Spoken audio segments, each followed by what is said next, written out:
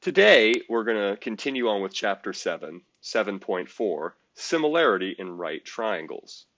And we're going to do three things today: the right triangle altitude theorem, figuring out what geometric mean is, and then using geometric mean for two corollaries to the right triangle altitude theorem. All right, so that by the end of the day, we'll be able to do the following things. You'll be able to use the right triangle altitude theorem to write a similarity statement of three right triangles created by an altitude of the hypotenuse. So you're going to need to be able to write the similarity statement. You're going to need to be able to find the altitude of the right triangle using the lengths of the segments of the hypotenuse. Or you can find the leg of the right triangle using the lengths of segments of the hypotenuse. So you'll be able to find all of these things by the end of the lesson today. All right, let's talk about some terms here. Right triangle, we've done this before, but let's get this in our notes too. A right triangle is simply a triangle with one right angle. Right triangles have legs and a hypotenuse. The hypotenuse is the side that is opposite the right angle in a right triangle. You can also think of it, it's always the longest side in a right triangle. So you can see in that diagram there that I've drawn, AB is the hypotenuse because it is across from angle C, which is a right angle. And also if you look at it, hypotenuse AB is longer than either leg AC or leg BC. The altitude is the perpendicular segment from the vertex of a triangle to the line containing the opposite side. Now, altitude, of course, in English just means the height of something. And so you can think of the altitude of a triangle as trying to measure the height of a triangle. And altitudes can be, again, it's a perpendicular segment from the vertex of a triangle to the line containing the opposite side. Altitudes can be inside a triangle, so I'm trying to measure how tall that triangle is. It would draw that red line there. If it's a right triangle, altitudes are actually can be right on the triangle. And if it's an obtuse triangle, like the triangle on the right, then altitudes are actually outside the triangle. Again, if I'm trying to measure the height of that triangle, I would extend the base out and then do a perpendicular segment from it to measure the height of that triangle. So altitudes, again, can be in a triangle, on a triangle, or outside of a triangle. And then let's talk about the altitude of the hypotenuse. That the altitude to the hypotenuse of a right triangle divides the triangle into two triangles that are similar to the original triangle and each other. So looking over here on the right, we have triangle ABC there is a right triangle. And angle C, ACB, is a right angle. And CB and CD is the altitude to the hypotenuse, because again, it's across from C. And if we do that, we make two other triangles. You can see triangle ADC in blue and triangle BCD in green. And both of those triangles are similar to each other and similar to the original triangle. And so again, we can see that all those similarity statements are correct, that the purple one is similar to the blue one, the purple one is similar to the green one, and the blue and the green ones are also similar. Okay, let's do a very quick proof of this using what we've learned before. So if we're given that we have this right triangle and then draw the altitude CD to it, let's prove that, again, all three of these things. Let's prove that the triangle is similar to the two triangles created, and the two triangles created are similar to each other. All right, to do that, we start with our given that ACB is a right triangle and that CD is the altitude. And what that means then, of course, is that CD is perpendicular to AB, because that's the definition of altitude. It's the perpendicular segment. Therefore, we can see the triangle ADC and triangle CDB are right triangles, because that's the definition of a right triangle, is that they have a right angle in them, and that's the definition of perpendicular. If CD is perpendicular to AB, then they make those right angles, so those must be right triangles. Therefore, we can show that these triangles, ADC ADC is similar to ACB, and CDB is similar to ACB because of because all right triangles are congruent, because all right angles are congruent, excuse me, those angles are congruent. And we also, of course, can see that angle A is congruent to angle A, and angle B is congruent to angle B because that's the reflexive property. What Mr. Hayes sometimes called the property of duh. Of course, A is equal to A, and the measure of B is equal to the measure of B. Now we have two angles that are congruent. So we can use what we just learned last lesson, our angle-angle similarity, to show that triangle ACD is similar to triangle ABC, and also the triangle CBD is similar to triangle ABC. So those are the first two things we needed to show. We also can show that angle ACD is similar, or excuse me, is congruent to angle B because corresponding angles of similar triangles are congruent. Therefore, we know that these two angles are congruent because all right angles are the same. And therefore, we have our third triangle pair, ACD, is similar to CBD. So here we've shown that the first triangle is similar. Here we've shown that the second two pairs of triangles are similar. And here we've shown that the third set of triangles are similar. All right, let's take a look at our first objective of the day, which is to be able to write a similarity statement of the three right triangles created by an altitude to the hypotenuse.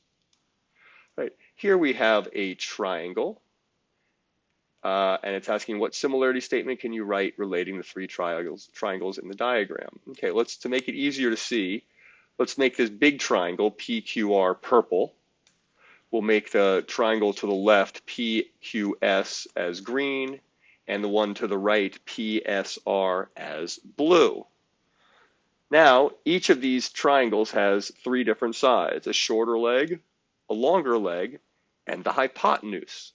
Let's label what each of those is for these triangles. So on the purple triangle, QP is the small leg, PR is the longer leg, and QR is the hypotenuse. For the green triangle, QS is the small leg, SP is the longer leg, and the hypotenuse is QP. And finally, for the blue triangle, the smallest side, the smallest leg is going to be SP, the larger leg is going to be SR, and the hypotenuse is going to be PR. Okay, so now we need to match up the various points. So we have three different triangles, a purple one, a green one, and a blue one, and we're going to write a similarity statement. Okay, let's start with the small leg. It doesn't have to be the small leg. We'll just start there. Okay, the small leg. And the small leg for purple, you can see that the small leg is across from, it's as far away from angle R as possible. So I'm going to put in R there. For the green one, there's the green triangle. The small leg, the vertex that is as far away from small leg as possible, the one that is opposite is going to be vertex P. And so that is going to go, that corresponds with R in the purple one. And then finally, the small leg for the blue triangle, SP, is across from point R.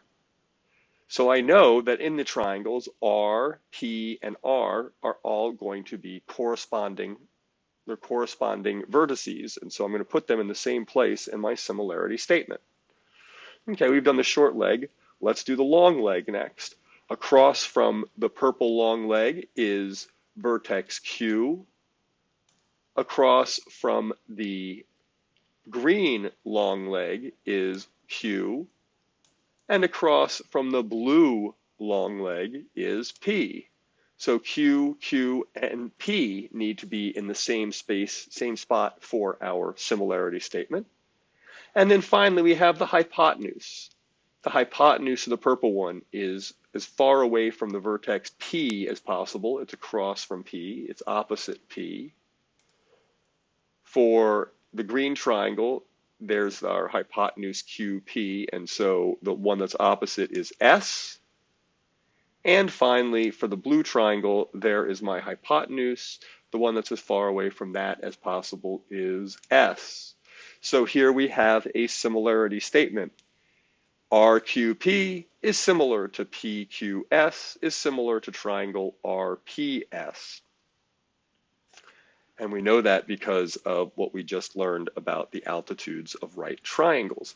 Now, of course, it doesn't have to be this way. I started with the one across from the short leg and then the long leg and the hypotenuse.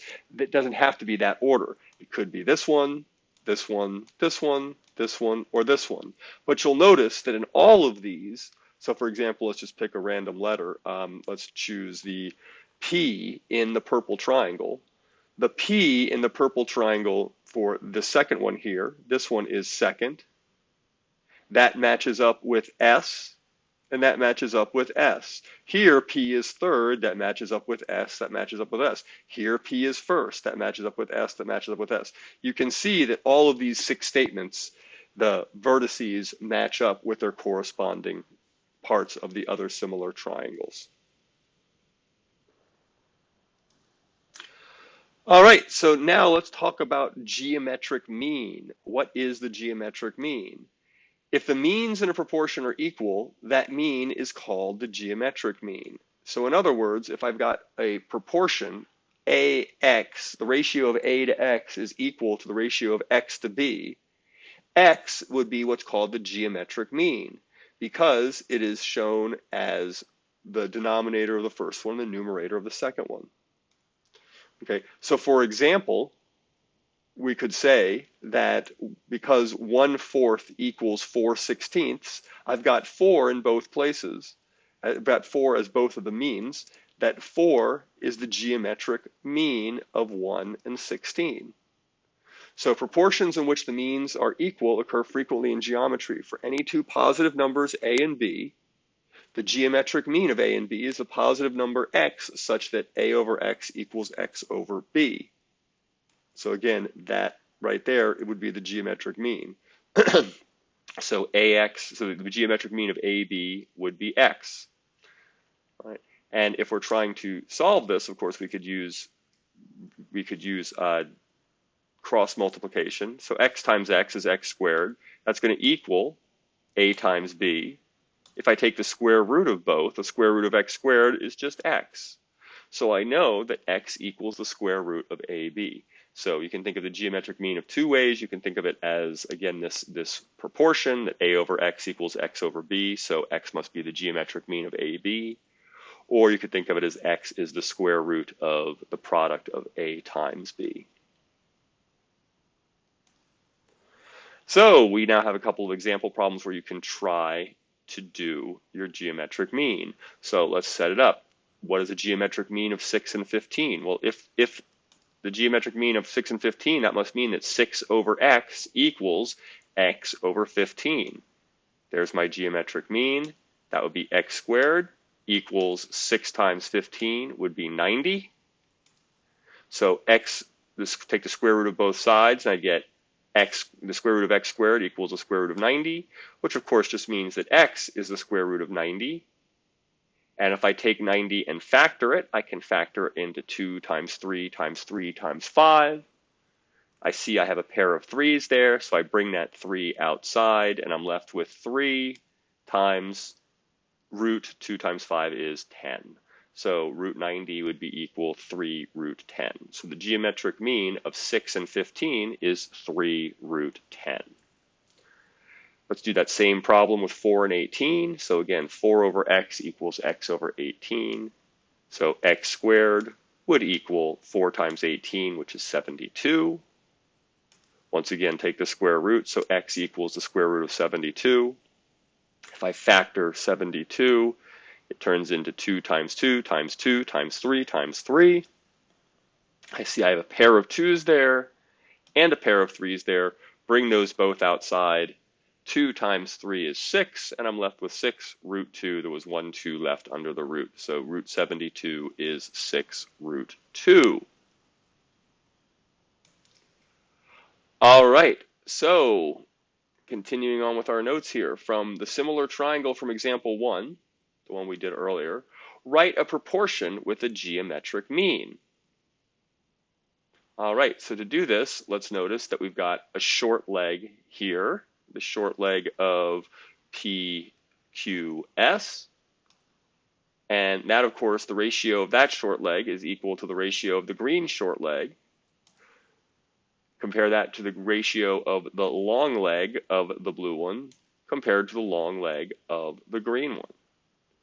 Now, when we put in our actual values here, you'll see that the short of the blue is, of course, QS. The short of the green is, of course, PS. The long of the blue would also be PS. And the long of the green is SR. And you'll notice now, of course, that PS is the geometric mean. PS is the geometric mean of the other two sides, QS and SR. And of course, you'll notice that that is the altitude to the hypotenuse. PS is the altitude of the hypotenuse of that original triangle. So let's take what we just learned there and put that in our notes here. So the corollary to the right triangle altitude theorem says that the length of the altitude to the hypotenuse of a right triangle is the geometric mean of the lengths of the segments of the hypotenuse. So in other words, CD, that altitude, is the geometric means of AD, that first section of the hypotenuse to the left, and DB, that section of the hypotenuse to the right. That those two, the geometric mean is the altitude.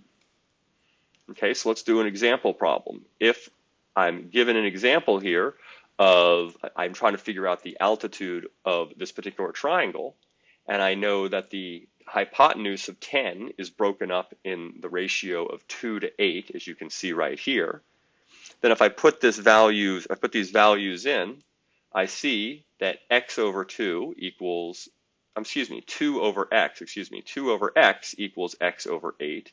And again, x is my geometric mean. That's the altitude of the hypotenuse. And so that would be x squared equals 2 times 8, or 16. That would be x equals 4. So now I know that the altitude of this triangle is 4. Let's continue on with our notes, and we're going to do the same thing from the triangle in example 1, except we're going to write another proportion of geometric mean, this time between a short leg of one of the triangles compared to the short leg of the big triangle, the overall triangle.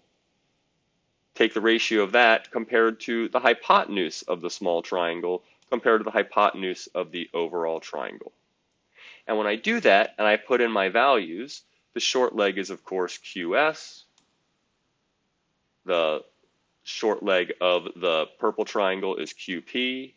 The hypotenuse of the green triangle is QP. And the hypotenuse of the whole triangle, the purple triangle, is QR. And so once again, you'll see that we create a geometric mean here. QP is the geometric mean. And of course, QP is the leg of the triangle. So let's use that for our notes, the second corollary for our notes right here, which is the altitude to the hypotenuse of a right triangle separates the hypotenuse so that the length of each leg of the triangle is the geometric mean of the length of the hypotenuse and the length of the segment of the hypotenuse adjacent to the leg.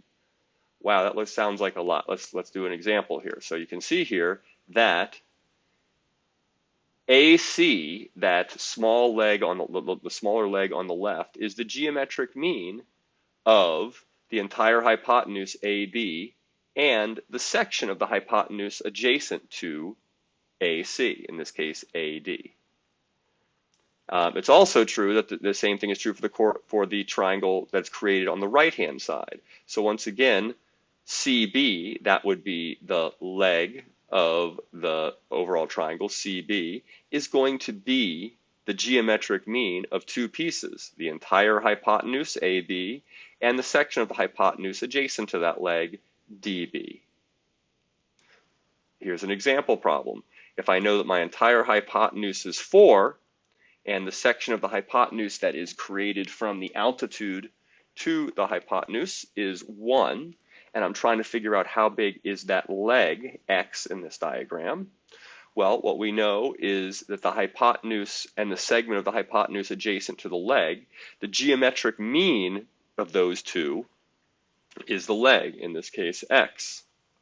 So I would see that x squared would be equal to 4, so x equals 2. So in this case, I would know that the leg of that triangle, or the hypotenuse of the smaller triangle, is 2.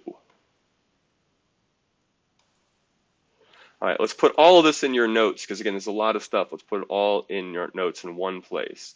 So if I've drawn this triangle ABC with its altitude CD there, and then I've labeled each of the parts here. So this AB is the hypotenuse, or we'd call that letter C is the hypotenuse. A and B are going to be the legs. H is going to be the altitude. X is going to be the segment of the hypotenuse adjacent to leg B. And Y is going to be the segment of the hypotenuse adjacent to leg A. Okay, and now if we say if an altitude is drawn to the hypotenuse of a right triangle, then the altitude of the hypotenuse is the geometric mean between the segments of the hypotenuse. So once again, the segment of the hypotenuse over the altitude, so in this case, x over h, is going to be equal to the altitude compared to the segment of the hypotenuse of the other one. So x over h is going to equal h over y. And again, you can see that h is the geometric mean. All right, and the second one we learned is that if the altitude is drawn to the hypotenuse of a right triangle, then either leg of the given triangle is the mean proportional between the hypotenuse of the given right triangle and the segment of the hypotenuse adjacent to that leg. Again, that's a lot. So what we know is that the hypotenuse over the leg, so that would be either C over A or C over B, that's going to be equal to the leg over the adjacent segment of the hypotenuse. So in the top example, A is the geometric mean of C, the hypotenuse, and Y, the segment of the hypotenuse. And the bottom example, B, is the geometric mean between C, the hypotenuse, and X, the adjacent segment of the hypotenuse. All right, let's take a look at our objectives and see if we can do the second one, to find the altitude of a right triangle using the lengths of the segments of the hypotenuse. So right here we have example problem 3a. What we know is that the segment of the hypotenuse over the altitude equals the altitude over a segment of the hypotenuse. So in other words, 3 over x equals x over 9. So x squared equals 3 times 9, which is 27. If I take the square root of both, I see that x squared equals the square root of 27 is just the square root of 3 times 3 times 3. Take a pair of 3's, bring it outside, and so I know that x equals 3 root 3. So I can find the altitude there. Let's take a look at our next objective, to find the leg of a right triangle using the lengths of the segments of the hypotenuse. So once again, we have this triangle here with the segments of 3 and 9, except now we're asked to find the length of that leg AC, or CA. So what we know is, again, the hypotenuse over a leg equals the leg over the adjacent segment of the hypotenuse. And the hypotenuse is 3 plus 9, that would be 12, and that's over the leg x. That's going to equal x over the segment that is closest to it, in that case 3. So once again, we know that x is going to be our geometric mean, so x squared equals 3 times 12, which is 36. Take the square root, and of course the square root of 36 is a perfect square because I got 2 2's and 2 3's. Bring them outside. 2 times 3 is 6. So I know that that side AC is 6. All right, let's try another example problem here. 3C. Okay, can we find AD in this case? Well, once again, we just know the hypotenuse over the leg equals the leg over the adjacent segment of the hypotenuse. So x plus 21 over 10 would be equal to 10 over x. So x times x plus 21 is going to equal 10 times 10, which of course is 100. Distribute that x, and I've got x squared plus 21x equals 100. Subtract 100 from both sides, and I've got x squared plus 21x equals 100, minus 100 equals 0. Now I could use the quadratic formula here, or I could factor it. Factoring it's pretty easy. I can use my box method. So here's my a term, x squared. Here's my c term, negative 100.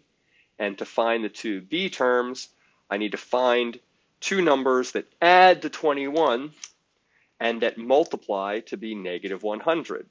So I figure out what two numbers would multiply to be negative 100 and would add to be 21.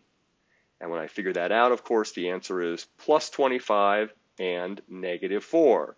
So I can put those in my box, 25x here and negative 4x. Now I can figure out what the factors are. X times x x squared must be x times x. To get the 25x, I must multiply by 25, because 25 times x is 25. And then to get the negative 4x, I must subtract 4. So now I know that x squared plus 21x minus 100 factors into x plus 25 and x minus 4. So that means that either of those terms must be 0. So that means either x plus 25 equals 0 or x minus 4 equals 0. If it's x plus 25, then of course x would be equal to negative 25. If it's x minus 4, then of course x would be equal to 4. And so these are the two possible answers. And of course, when I look at this, this is asking for a length. So it can't be negative 25, so we can just discard the negative, and the answer would be 4, that x must equal 4.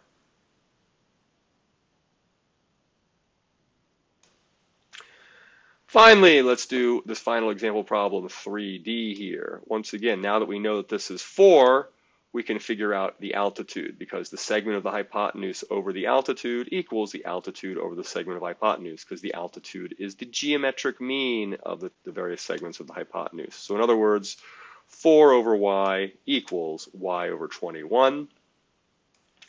Y is the geometric mean, so y squared equals 4 times 21, which is equal to 84. So y squared, the square root of y squared equals the square root of 84. So y equals the square root of 84, which can be factored into 2 times 2 times 3 times 7, which has a pair of 2's. Bring that outside, and I'm left with 2 times root 21. All right, so you've got some IXLs you can do to show that you know how to do this stuff here. All right, good luck.